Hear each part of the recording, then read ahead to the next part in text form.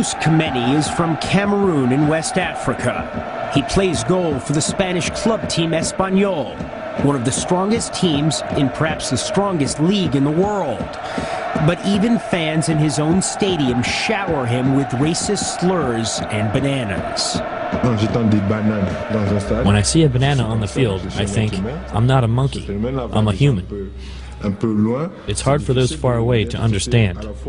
But on one hand, I'm a respected member of the team, and on the other hand, I'm an animal. Marc Zoro was 18 years old when he left his native Ivory Coast, the nation he'll represent at this World Cup, to play soccer in Italy. For 3 years, he's played for the Sicilian team Messina, and in nearly every game, fans have taunted him. Finally, last fall, during a game against Inter Milan, Zoro had had enough. He picked up the ball and threatened to walk off the field. 2 players from the opposing team rushed to Zoro's side, imploring him to stay on the field and the fans to stop. I couldn't take it anymore. What I did was instinctive. They were in my head. My head was so full of what they were saying, I couldn't concentrate on the game. And I couldn't go on like that. And I had to pick up the ball. When Zoro next played Inter Milan, some fans held up a banner that read, "Peanuts and bananas are the pay for your infamy." 3 months after the Zoro incident, Samuel Eto'o, a striker for Barcelona and one of the world's best players, found himself in a similar situation.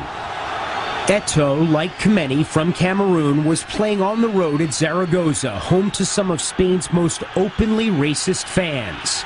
Angry and frustrated by the monkey chants that resounded every time he touched the ball, Eto'o repeatedly cried, "No mas, no more." It is not the right answer to lose it, but I think sometimes people should understand why. French striker Thierry Henry is one of the most acclaimed players on the planet. But like Samuel Eto'o, being an elite player hasn't spared him from racist slurs. I can tell you, so many times, monkey chants and people spitting at me when I was taking a throw-in or a corner kick. Whatever you can imagine. Americans might find it difficult to understand how and why there are so many overt displays of racism in European soccer. But there's never been anything akin to the U.S. civil rights movement in Europe, in part because there are so few black Europeans. What is taboo in the U.S. simply isn't in Europe. The continent, in fact, is home to dozens of far-right political parties, many of which have become popular by breeding fear of black and Muslim immigrants. European soccer has also long been a bastion of hooliganism. In the stadiums, all of this makes for a combustible mix.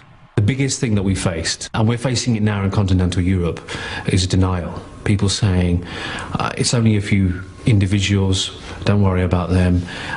What problem? I don't see a problem. It's not to do with race, it's to do with the culture, it's to do with a footballing form of abuse. It's not just some fans who are guilty of racism. 18 months ago, Luis Aragonés, the coach of the Spanish national team, was preparing his team for a World Cup qualifier against France when he was overheard exhorting one of his players by insulting France's Thierry Henry.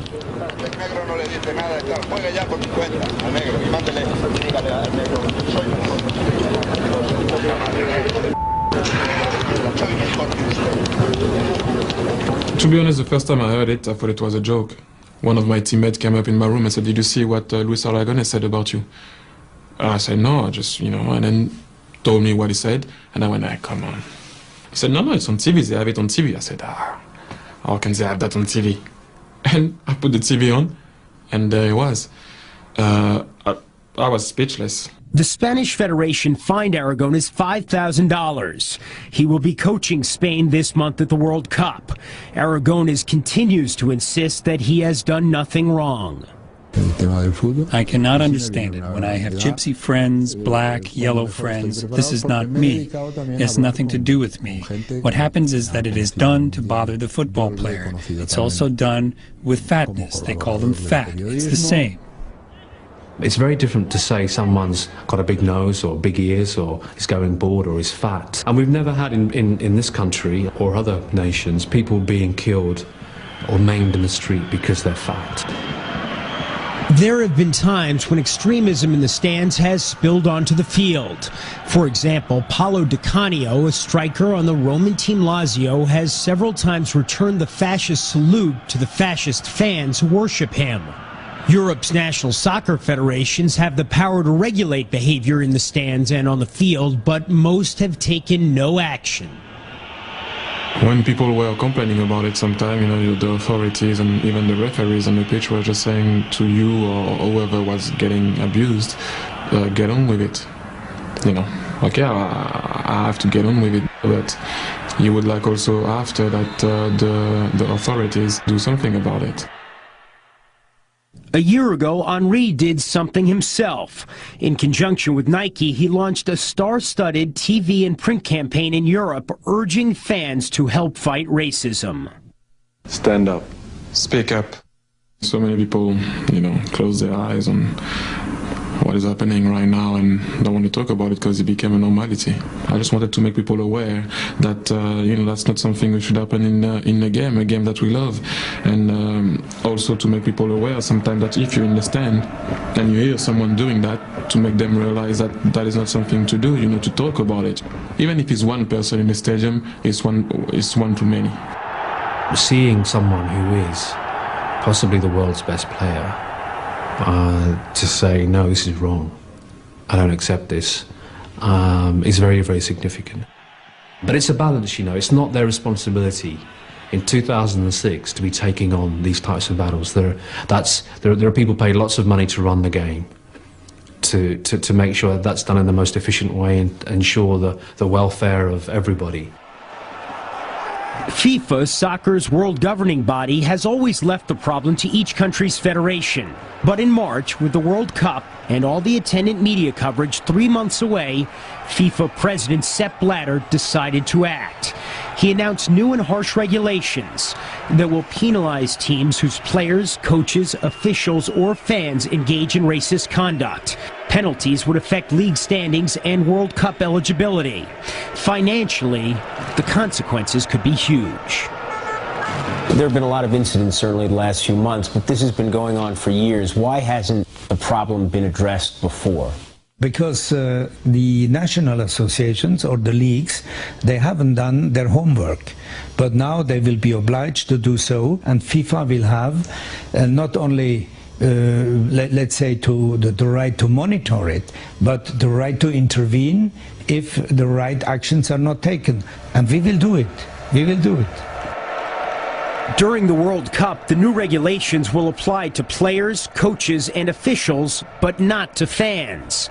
There are concerns that some fans might taunt their own players in an effort to have their opponents penalized. The stakes will be high. With the world watching, any racist incident would indelibly stain the beautiful game. What will happen to fans, say, in Germany during the World Cup who taunt black players? Yeah, where? Outside of the stadium? No, if they do it in the stadium, then I abandon. Then we close stadium, we go home. Definitely. No, seriously. No, seriously. Listen, if in this World Cup, with all the educational work we are doing now, and we still have that, then something is wrong in our society. And I don't know where we have to go. You heard Sepp Blatter of FIFA threaten to abandon World Cup matches where racist behavior is exhibited. Again, the ultimate penalty, the loss of 3 points in the standings, will apply only to players and team officials, not to fans, where most of the reported incidents have occurred. That loss of 3 points, which is the equivalent of a win, would likely doom any country from advancing out of group play.